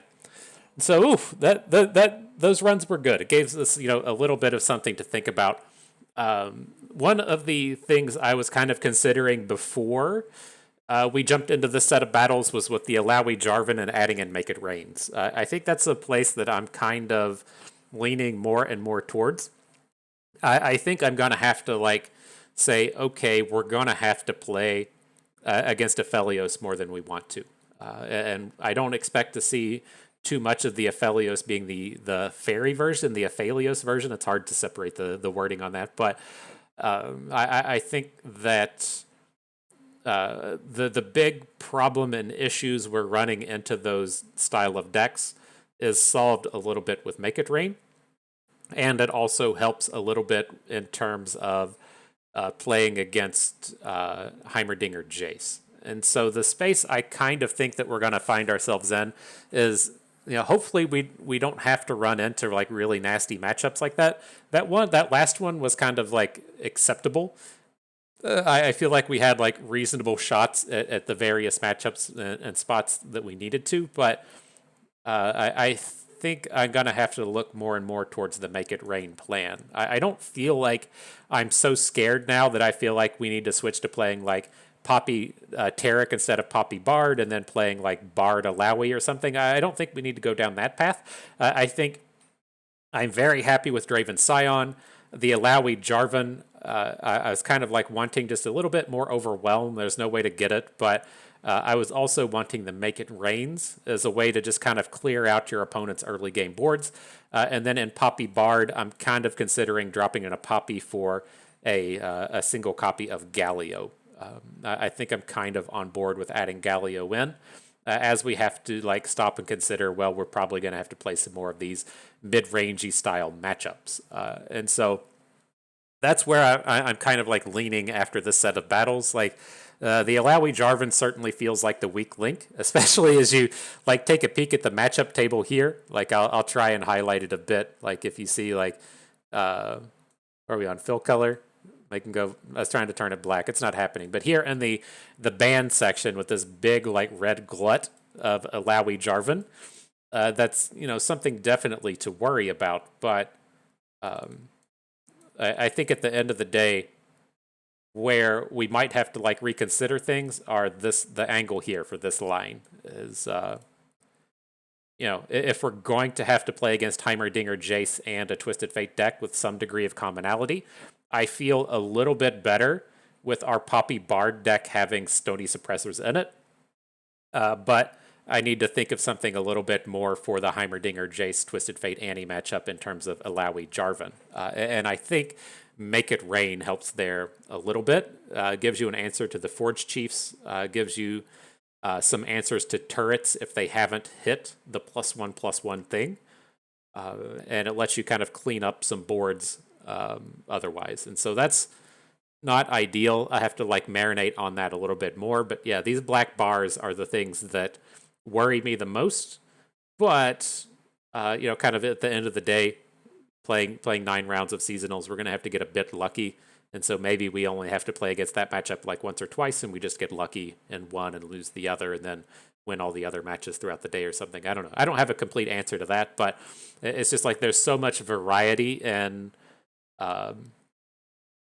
the format and a variety in the matches that it's really tough to say to have an answer to everything, right? I think you just have to get a little bit lucky along the way and be good against most of the stuff, and then just pick out a place to where you're like, well, we're kind of weak there, and hopefully it doesn't bite us in the ass too hard, and we have the opportunity to maybe drop down on Jace or Heimerdinger Annie. I guess the one thing I would be willing to look at is how Scouts looks against those matches and Scouts in general. I was really worried about having to play Scouts like over and over and over again. That struck me as a deck that we were going to see a lot of, and I feel like over the past 3 days we've seen 0 Scouts, which is very odd to me.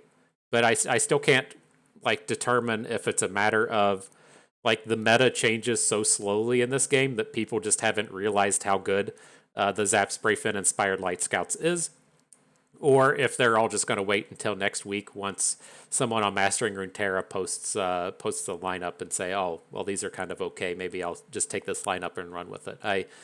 I don't know. I like Scouts, but that's the last piece that I'd be willing to kind of like slot in over the Illaoi Jarvan and not feel horrible about it. And so we'll see. I'll think about it. I got some thinking to do. You can let me know what you think as well. But that is going to do it for us today. And so hope everyone enjoyed the video. You learned how to battle a little bit better. Maybe learned a thing or two along the way and had a good time watching. This is Bust, and we thank you for being here.